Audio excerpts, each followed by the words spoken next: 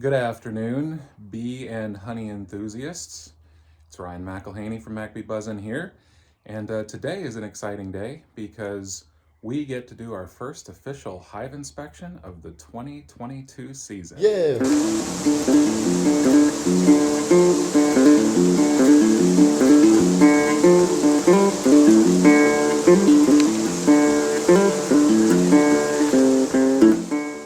it's a beautiful day out here in north central Texas. Temperatures in the mid 70s, and we're in that time of year in early spring. It's the start of March where the temperatures still kind of bounce a little bit up and down. We'll have mid 70s here for a few days. It's still supposed to get down into the 40s at night for the next week or so, and still supposed to get up into the 60s pretty much every day, maybe a couple of days with 50s. So temperatures are still swinging pretty wildly, but nothing that's super threatening for the bees. And so you can see over here in the back, we've got the hive stand that we used all last season with the wood beams coming across, and they've worked well for us. It hasn't really been a problem, but figured we'd do something a little bit different this year. I'm gonna actually move these hives, and you can see those cinder blocks there, and the aim is to free up a little bit more space over here in the middle to give me a bit more of an aisle to work. We'll have room for all of the hives in kind of a horseshoe pattern, and that'll actually make it a little bit easier for me to come in between each of the hives and work it from the side instead of having to go to the back of the hive every time. So that's the first plan here today with our first official hive check. Second, because it's always good to have a plan when you're coming into the bee yard to keep things running efficiently, is I want to do my actual first hive check to check and see if they're actually raising any brood. That's the most important first thing for a hive as you get into spring. Is the queen already laying? If she is, and if you're predicted to actually have a little bit of rain moving in like we are within the next week or so, you want to make sure they have sufficient food stores inside so that the queen can continue laying and they have enough food to feed the brood. Beyond that, we'll try and figure out what other sorts of resources they may need. I can already tell you at the start of the season, my suspicions are that the yellow hive, Apollo over here, she's been super strong, acting really like she wants to get out and start bringing stuff in. Right now there's pollen, but there's no nectar because flowers haven't started blooming. But you can already tell that Queen Patty in that box is really wanting that hive to grow. These other two, the bottom box right here in the middle is the Odyssey. That one's growing pretty well. I can tell by the actual bee activity down in the bottom. Upper box is Bell's Bees. They're hanging in there, doing a good job, bringing in a lot of pollen as well, but they're just a little small in numbers. And then Endeavor, which is the one we actually took honey from last season, has a column running all the way up and down in the middle of the box, but they haven't really moved out toward the outside edges. So I just want to check on the health of them. They're not quite as active, but I think it's because they have resources inside that they're sticking with. And we'll just see how they're doing today and make some decisions based off of that, but that's the plan.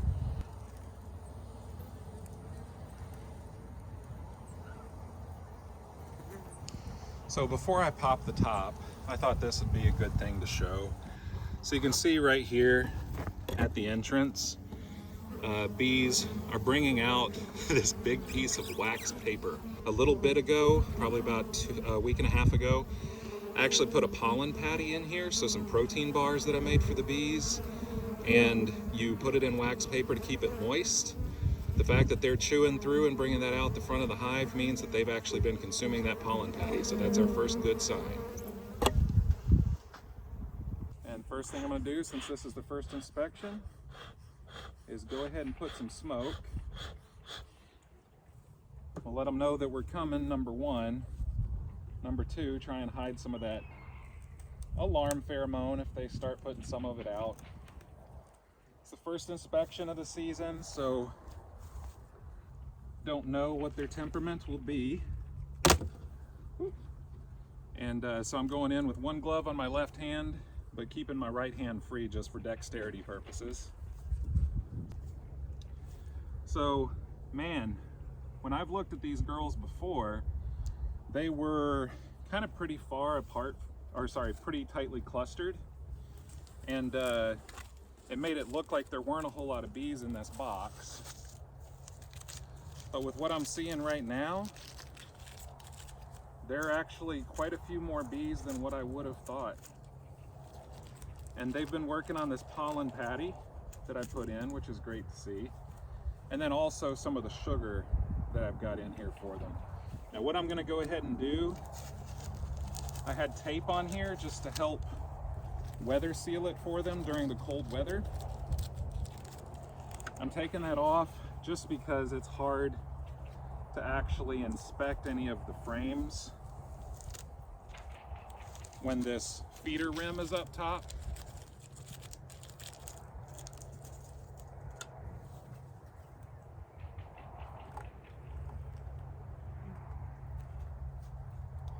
So I'm going to pry that feeder rim off,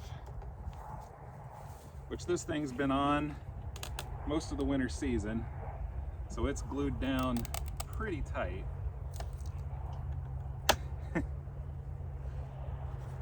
Super tight. Now just for fun illustration, so you can see those peaks that are sticking off right there. That's not solid, that's super gooey right here. So this is propolis. They make it out of basically tree wax, or sorry, tree sap that they mix with other enzymes, and it is all over the outside of this feeder rim so that they had it glued down and seal it off for the weather.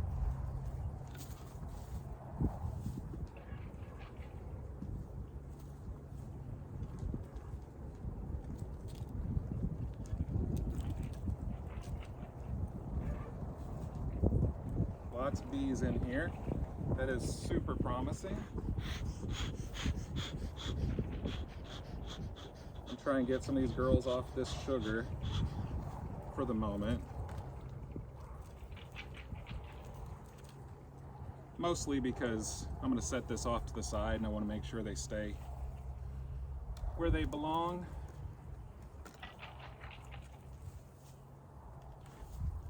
Same thing here. I need to get them off this soft sugar brick that I have in here.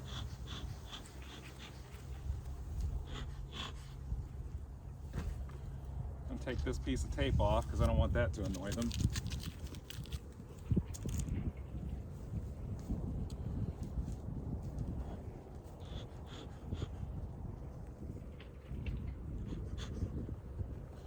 So this is a soft sugar brick, just to show that up close.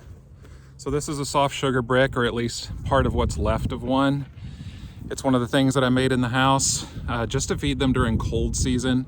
You can see it's pretty dry, and the condensation inside the hive wets it so that it makes it easy during the winter for the bees to come up and actually consume the sugar. There's a little bit of pollen substitute in here too.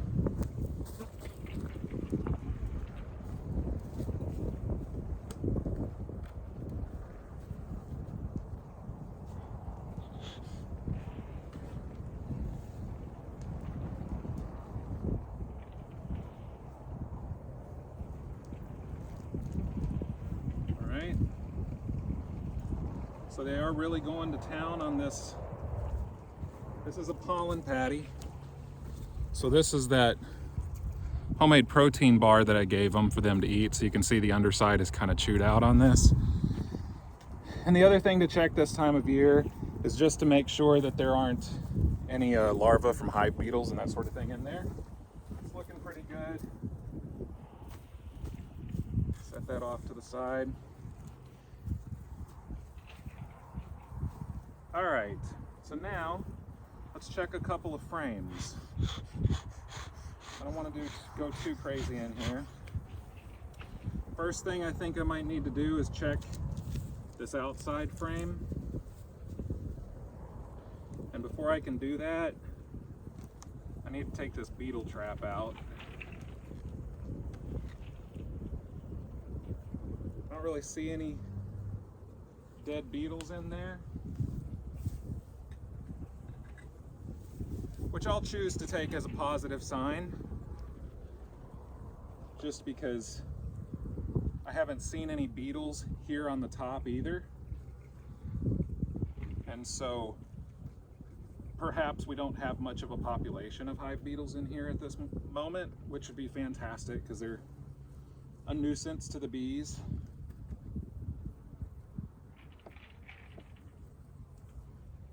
All right, a couple of the girls are getting a little agitated at me, so just to kind of get them down in there. I don't want to overdo it either, because that can also have a tendency to annoy them. But first thing that we'll do is take this outer frame out, just to free up some space, see what we're dealing with. So we've still got some leftover honey on the outside. There's still comb that they need to build here. But you can see there's still a little bit of leftover honey, but that other side of the foundation still needs to be drawn out with comb. This is a leftover from last season.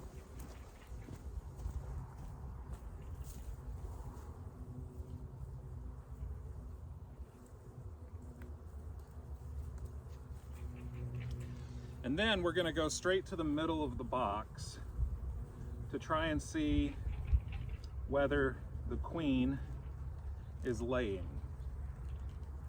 I don't really want or need to open every frame today. This is just a general health check.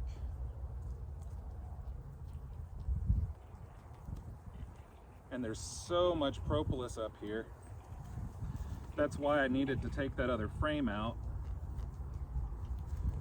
was to give me room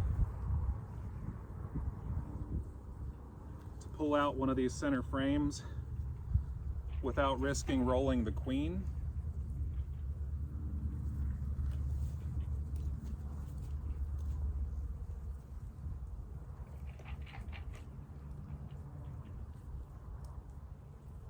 Okay.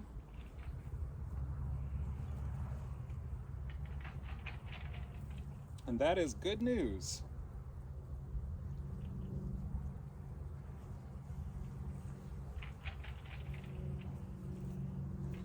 So just to show you real quick, if you look right there in the middle of the frame, you see all those cappings? That is capped brood. There's larvae down in there at various stages. This queen has been laying at least 9 days, 10 days. We've got capped brood on both sides. There's honey on this part of the frame. So that is great to see. We got one drone cell on there that I see, so nothing too crazy on that side.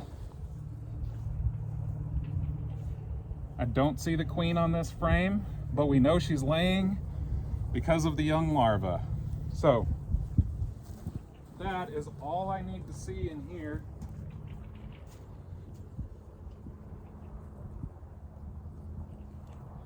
So I'm going to gently put this back in.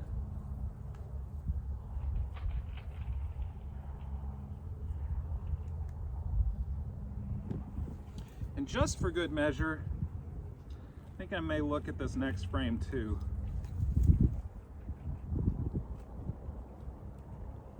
Just to see if she's gently laying or if she's really going into production mode.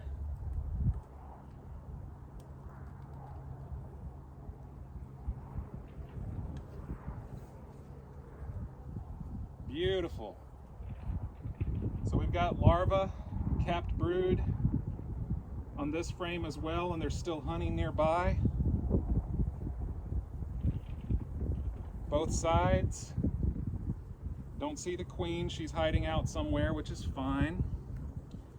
And I think I see from behavior down here, there's probably some capped brood on the other side too. So we've got brood starting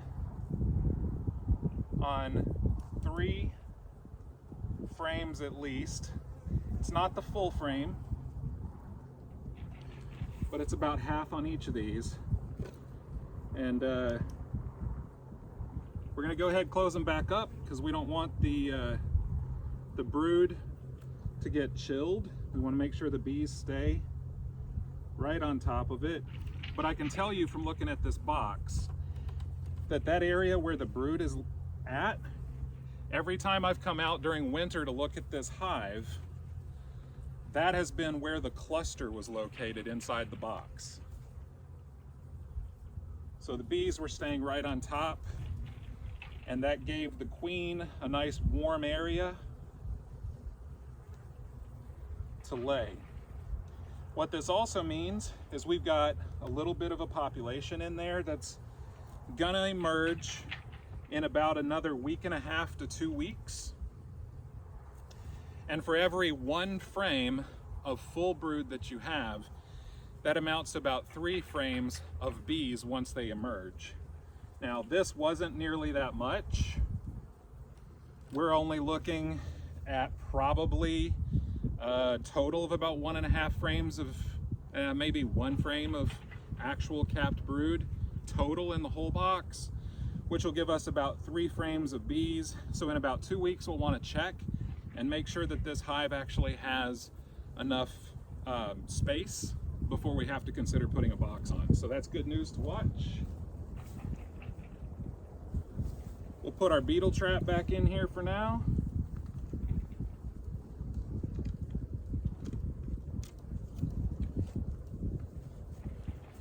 I'm going to give them their feeder rim back, since they seem to really like it. Out of the way, girl. All right, a little breeze kicking up, so this will help hold that down too. And we'll go ahead. I'm going to put the soft sugar brick, the regular sugar brick, this is hard sugar, back in here. But then I'm going to be intentional and make sure that the pollen patty goes right above the brood, because that'll allow them to access that pollen substitute, that protein that they need, directly for those particular larvae that they're trying to feed and get capped. All right, so that's awesome. Get this lid back on here.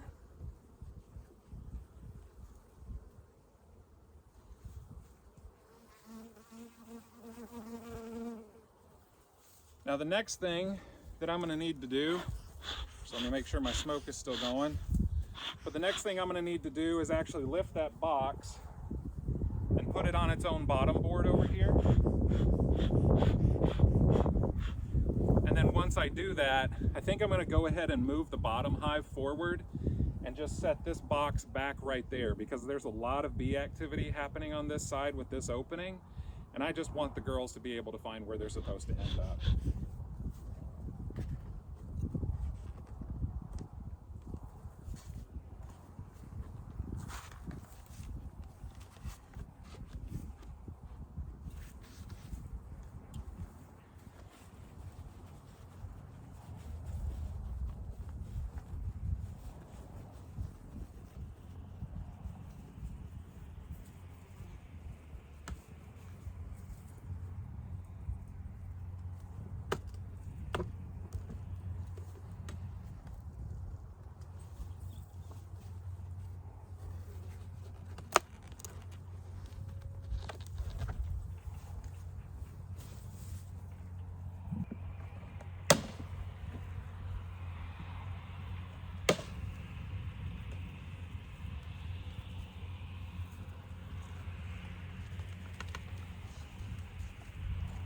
So this is a double screen board. I've talked about these a few times now, but you can see it's got screen on both sides with these openings. It allows air to pass through, but it's also got these little movable closures, and they're on 3 of the 4 sides. So this allows you to stack 2 boxes on top of each other, let the bees share the warmth, the body heat in between, but not mix, so that they can both still have their own queen. Just used it for winter to help one of my smaller colonies get through those crazy freezing nights that we had. Worked great.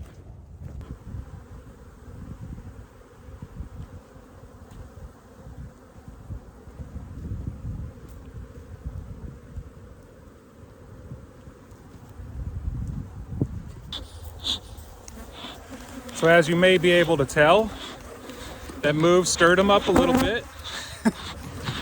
I was a little clumsier than I should have been in dealing with that. These things happen. And so before I go trying to inspect that box, I think I'm gonna leave them alone for a few and give them an opportunity to calm down. and we'll divert our energies to one of the others.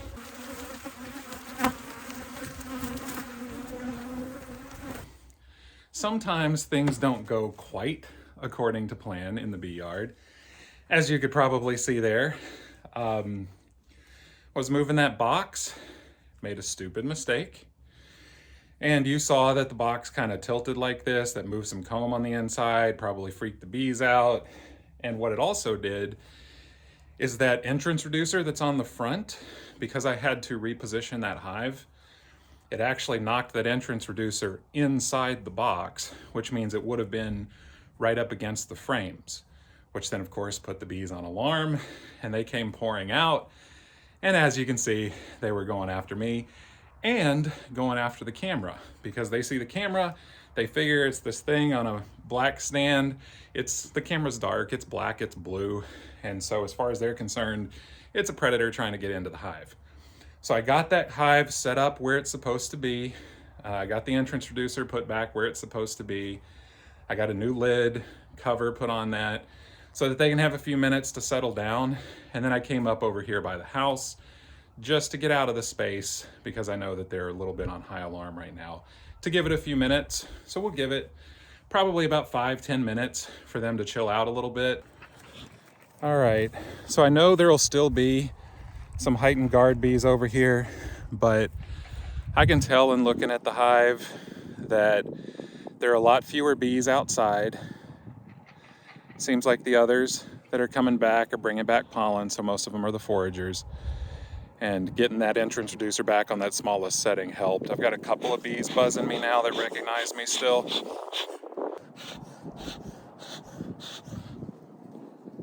Give myself a smoke bath because these bees are still a little agitated at me. Just gonna pull that off.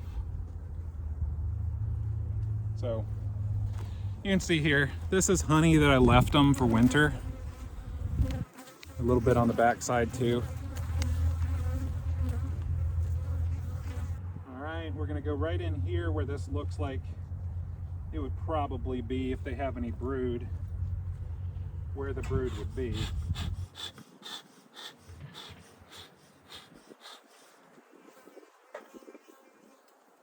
kind of light, but there is some brood. Bees are moving around quite a bit in here. Don't see my queen, but I see young larvae. There's lots of bee bread on the outer frames.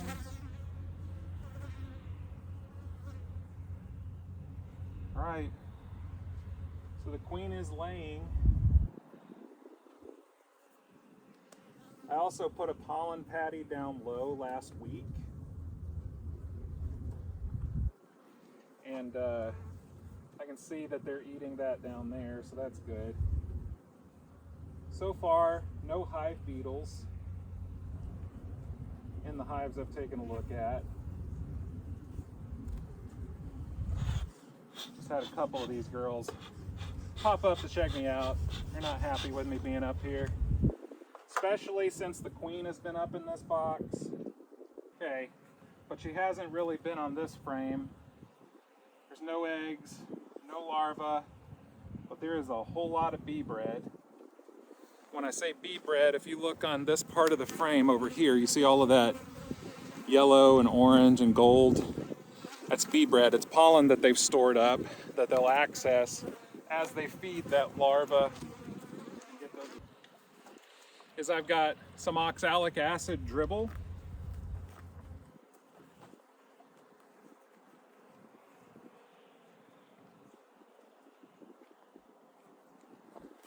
Mites are always a concern. So while they don't have a whole lot of brood in the box right now, it's an opportune time to do an oxalic acid treatment, which this won't, not going too crazy with it. This is basically oxalic acid dribble. It's a solution that has oxalic acid and sugar syrup. Bees will lap it up to a certain degree, but more than anything, they'll pick it up and move it. They're touching the brood cells and stuff as they're capping the larva. And so they'll come in contact with the oxalic acid, which will help control and kill mites in the colony.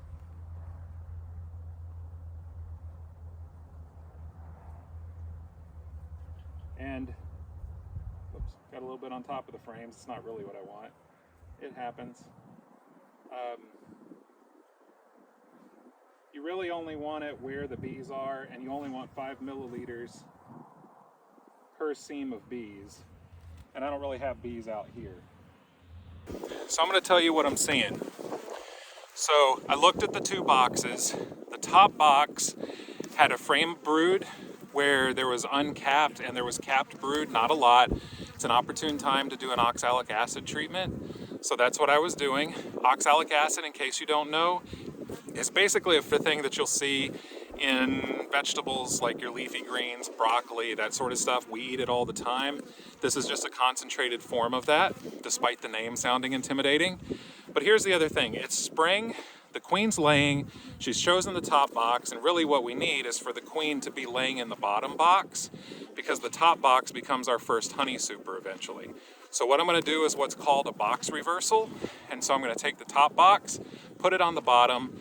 That's where most of the bees are. And then I'm going to take the bottom box, put it back on top. And since it's such a compact box anyway, it works out great because it's hard to fit 10 frames in there right now with the comb that's in. And normally that honey super will allow only 9 frames anyway. So that's what we're going to do.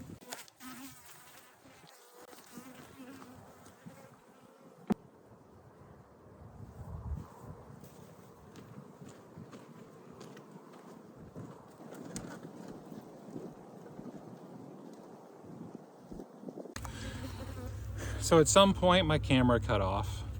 I'm not sure exactly when, but I've already moved this hive forward, got another hive right behind it that I had taken off the top. I've already moved Endeavor.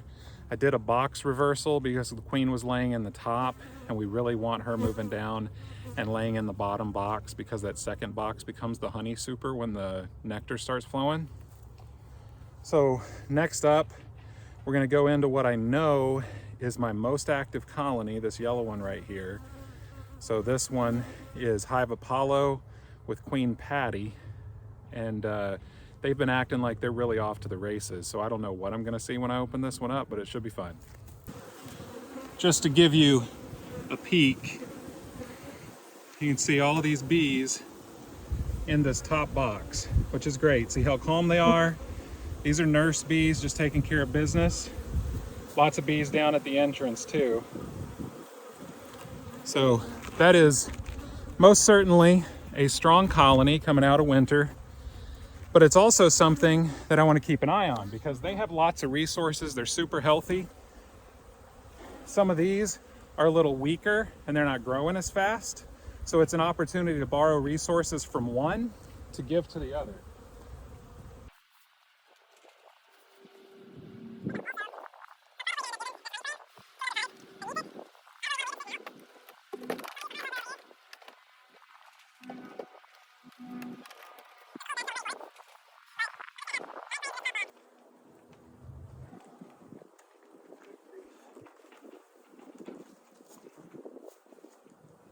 Woo-wee! This was quite a bee chore day. I came out here, expected it to take maybe about 90 minutes. Instead, it took me about 3.5 hours to do everything that I needed to do. You can see all the hives back there in the distance. I realized during the process, because I was trying to step up some of the video stuff this time around, and unfortunately, my phone apparently was timing out when I was recording. So I lost big chunks of the activity from today, only got a few good shots, which you saw just a minute ago, but unfortunately I had to cut it short. But what I ended up doing is a bit of a variety. So with beekeeping, there always has to be a plan going in, but you always have to expect that the plans will probably need to change. So have 4 hives, 2 really small ones, 1 really big one, and 1 that's kind of right in the middle, the one that made honey last year. So I wanted to split the 2 small ones because there was a screen board in between that allowed them to stay as separate colonies, but we're warm enough now that I'm not real concerned about them not being able to heat the actual hive amongst themselves. So I went ahead and separated them so that I could move one of them to their new hive stand because I'm reconfiguring my apiary back there. The other one is now by itself, which makes it easier for me to apply food to both of them because I don't have to separate them, put food in the middle. Now I can just put food on top for both of them if I need it. But what I saw is both of them had a pretty good amount of honey in there, so left over from last season. That's theirs to keep. It's not harvesting honey. They need food, just like what we would take later in the season, so we'll defer that satisfaction for later. But they're both healthy, they're just slow growing. But they did both have a queen that within the last 10 days or so has started laying. So there's not a whole lot of brood in there, but there is some, and the bees are covering it. One of the smaller colonies, Bell's bees, I want that one to grow a bit more. It's a little sluggish compared to the others, especially since I actually got them last season, pretty early in the season, and they just grew really slowly. I had 3 swarms that I'd gotten that I basically consolidated and consolidated. They've now survived winter, which is great, but now I need them to grow because if they don't grow to a decent size, then they won't actually be able to produce honey. But then we've got Apollo. Apollo is the biggest hive I have. I didn't harvest honey from it last year. It started out slow, but the queen was laying really solid brood pattern. And I already saw when I got in there today that she had 3 frames of brood, 2 were open, 1 frame was basically front and back capped. So she's been laying for a pretty good amount of time now. And that brood is going to emerge sometime soon. And when they do, 1 frame of bees, or 1 frame of brood when it emerges, equates to roughly 3 frames of actual bees in the hive. When I looked at that box, I already have 2 deep boxes that are basically 8 frames of bees, which means that box is growing super fast. And so we've got to be responsible beekeepers, make sure that we give them space, don't overcrowd it, because you don't want the queen leaving, taking bees with her, and then you basically got a weak colony, and anything can go south in a weak colony. We want to keep it strong. The goal is that we keep that hive strong enough that when we get to the end of March, early April, we're able to split the hive, basically make 1 into 2. The one keeps the queen, and then the other one basically makes their own queen. So that also helps slow down the process because it takes a little bit of time for them to take an egg, decide that's going to be the new queen, nurture it, she emerges, then she goes on a mating flight, comes back mated, and so you're looking at roughly 30 days before you can actually have a new queen in the hive that's laying. So that will set back that split for a while, which is not necessarily a bad thing because we don't want our hives to get too strong because then they just become unmanageable, right? So let's say I get too many bees, more than I feel like I want to keep out here at my homestead, our sub-rural location, right? So then at that point, I can either take that hive, move it to somebody else's property. I've already got a couple of people who've said that they'd be interested in that. Or we take a box and we sell it. And a box of bees with a laying queen, where you've got the actual full box itself, inner cover, bottom board, that'll sell for roughly $500. So if I decided that that's what I wanted to do, that's an option so that I can make sure that I'm sustainable with my apiary. So Apollo, something I did because she is growing so quickly. That's Queen Patty, by the way. I'm saying that for Patty Thompson because I know she'll take pride in that. But because that hive is growing so quickly, I took that frame of capped brood because it doesn't take a whole lot of work. It's easy for that frame to stay incubated, staying warm with the number of bees in another hive. I shook all the bees off to make sure the queen isn't on it, and I donated that frame of soon-to-emerge bees to Bell's bees. So what that does is Bell's bees automatically inherits roughly 3 frames of bees when they emerge to help grow their population because they need that so that the queen has enough workers to warm the hive, warm the brood, feed the brood, and basically just helps that particular colony along. It also allows us to equalize the strength of all of our colonies so that it becomes much more predictable and manageable through the season. So that's Apollo, that's the 2 weak hives. Then we've got the middle hive. That's Endeavor, that's the one, that's Queen Diana, but that's the one that we got the honey from last season. They're still strong. I looked at them today and there's roughly 6 frames of bees in a column straight down 2 boxes. So it's not as strong as Apollo, but it's still really strong. So it would be roughly a little over a box and a quarter, a box and a half of bees if they were nice and consolidated on all of the frames. So they still have room, but we'll keep an eye on them. But not a whole lot to see there. We'll just kind of keep an eye on them. The other thing that I want to mention with Apollo, the strongest one, is it's good with bees that are growing really quickly to give them chores, to give them something to do so that they don't just create too many basically warrior bees, defense bees for the hive.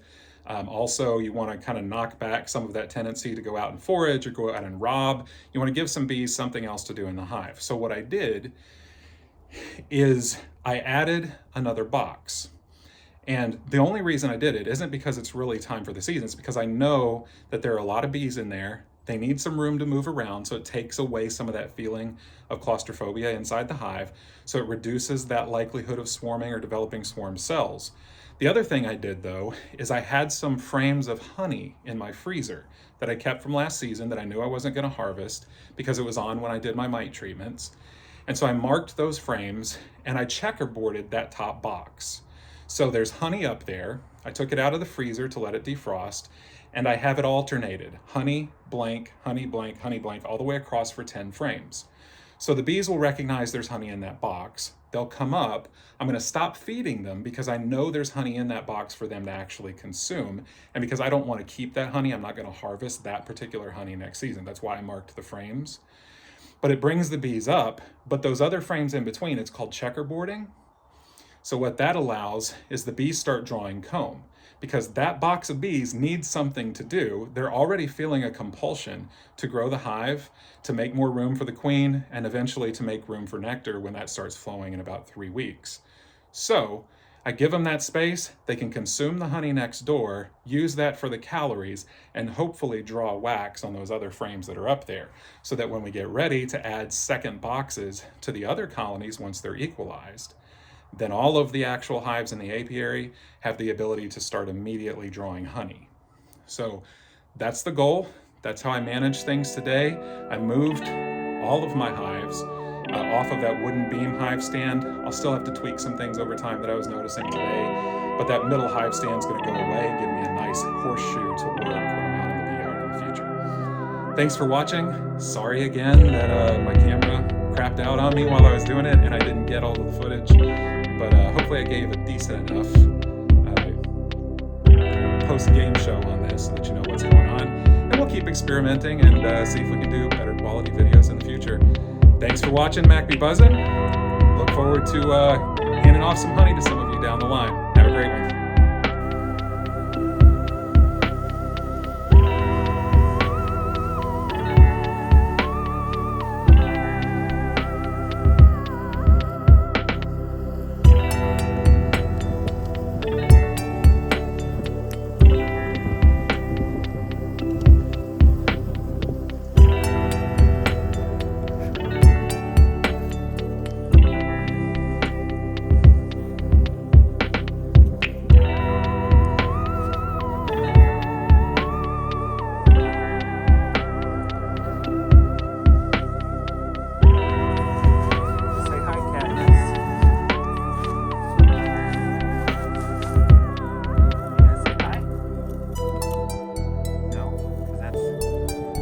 Cats do, is it?